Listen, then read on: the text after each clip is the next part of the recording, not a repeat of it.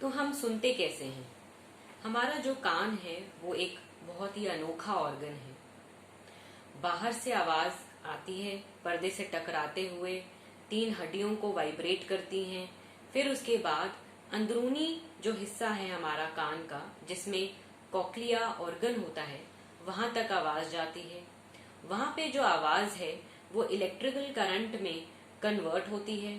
फिर सुनने वाली नस के थ्रू वो आपके दिमाग तक पहुंचती है, जहां हमें सुनता और समझ आता है। ज्यादातर लोगों में देखा गया है कि उन्हें खुद से नहीं पता चल पाता है कि उन्हें कोई सुनने की प्रॉब्लम है।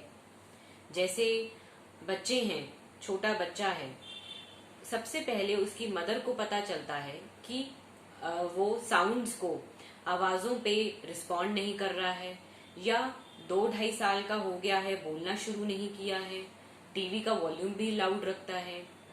उसी तरह बड़ों के केसेस में फोन पे बात करने में दिक्कत आने लगती है, टीवी का वॉल्यूम वो भी लाउड रखते हैं, या फिर उनको शब्द क्लियर नहीं होते हैं, उनसे बोला कुछ जाता है और वो समझ कुछ लेते हैं।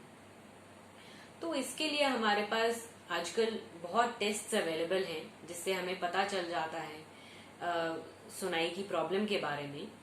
बच्चों के केसेस में बेरा, ओई, इम्पिडेंस, ASSR जैसे टेस्ट्स अवेलेबल हैं। ये टेस्ट्स 3 या 4 साल के बच्चे तक होता है। बड़े बच्चे या अडल्ट्स के केस में ऑडियोमेट्री टेस्ट होता है। उससे हमें एक रिपोर्ट ग्राफ के तौर में मिलती है, जिसमें हमें एग्जैक्टली पता चल जाता है कि किस तरह का सुनाई में कमी है और कितना प्रतिशत उन्हें सुनाई में कमी है। ये सारे टेस्ट्स ऑडियोलॉजिस्ट प्रोफेशनल्स होते हैं जो इन टेस्ट्स को करते हैं। वो आपको प्रॉपर रिपोर्ट के बारे में समझाते हैं और आगे ट्रीटमेंट क्या होना चाहिए उसके बारे में बताते हैं। अगर बच्चा है तो उस केस में सर्जरी होती है, कॉक्लियर इम्प्लांट या ब्रेन स्टेम इम्प्लांट होता है, पर उस केस में भी हमें स्पीच थेरेपी लेनी पड़ती है, या फिर हम हियरिंग एड्स के लिए भी जा सकते हैं, क्योंकि कॉक्लियर इम्प्लांट या दूसरे इम्प्लांट्स जो होते हैं वो काफी कॉस्टली होते हैं। बड़ों के केसेस में जनरली हियरिंग एड्स लगती हैं। हियरिंग एड्स भी आजकल वाइड रेंज है जो मार्केट में आजकल अवेलेबल है, और टेक्नोलॉजी वाइज भी बहुत एडवांसमेंट हो गई है। 7,000 से लेके 2.5 लाख तक रेंज है इन हियरिंग एड्स की। पर इसका मतलब ये नहीं है कि आपको महंगी वाली हियरिंग एड ही सूट करेगी और आपको वो ही लेनी चाहिए। ये आपका ऑडियोलॉजिस्ट आपको बेस्ट बताएगा कि आपको 10,000 वाली सूट करेगी या 50,000 वाली। इसके रीजंस क्या हैं कि क्यों हियरिंग लॉस जो है हो जाता है। आजकल हमारा लाइफस्टाइल कुछ ऐसा हो गया है जिसकी वजह से हियरिंग लॉस काफी कॉमन हो गया है। पहला सबसे बड़ा रीजन है मोबाइल यूसेज। हमारा मोबाइल यूसेज बहुत ज्यादा बढ़ गया है, जिसकी वजह से हम ईयरफोन्स या हेडफोन्स भी या डायरेक्ट फोन भी, जो उनकी वेव्स हैं वो हमारे कानों को बहुत नुकसान देती हैं।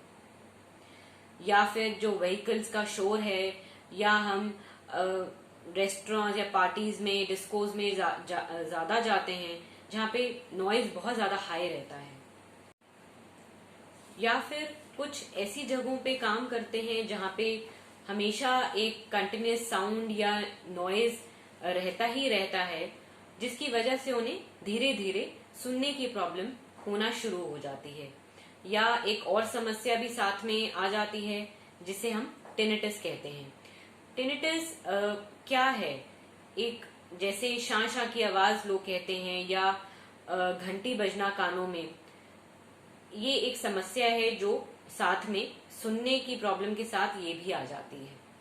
ये एक कान में भी हो सकती है या दोनों कानों में भी हो सकती है। तो इतनी जो हमने डिस्कशन की है, इससे हमें अंदाजा लगा लेना चाहिए कि हमें हियरिंग का जो प्रॉब्लम है वो कोई छोटा प्रॉब्लम नहीं है। तो अगर हमारे आसपास या हमारे घर में कोई ऐसा बच्चा या बड़ा है जिसे सुनने की प्रॉब्लम है, तो हमें तुरंत एक ऑडियोलॉजिस्ट के पास जाके उनका चेकअप करवा के सारे टेस्ट्स करवाने के बाद उनका ट्रीटमेंट करवा लेना चाहिए। ज्यादा जानकारी के लिए आप मेरी वेबसाइट पे विजिट कर सकते हैं या ऑनलाइन कंसल्ट भी कर सकते हैं।